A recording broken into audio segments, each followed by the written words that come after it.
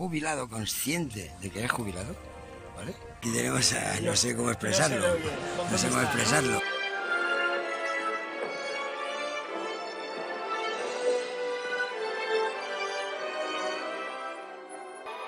Buenos días, buenas tardes, buenas noches. Buenas a todos desde donde estéis. Somos Uma y Lucía, posiblemente las mejores locutoras de radio.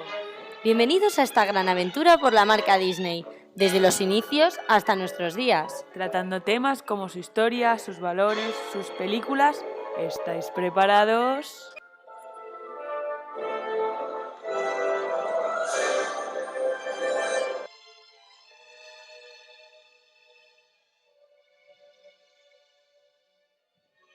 Disney es la compañía de medios de comunicación y entretenimiento más grande del mundo.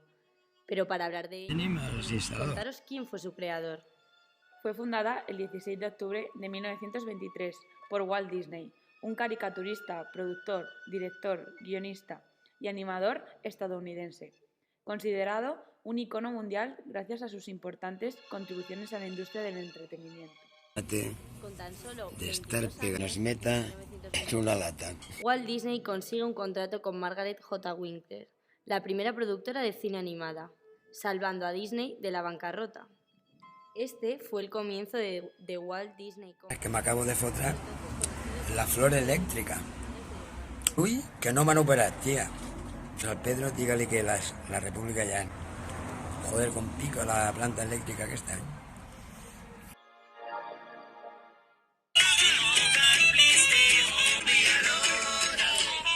Pues aquí nos vamos a ir a la playa a jugar al voleibol.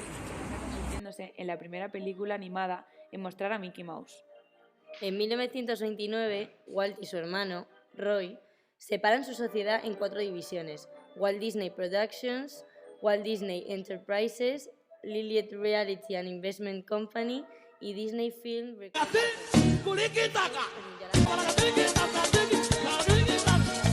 operaciones.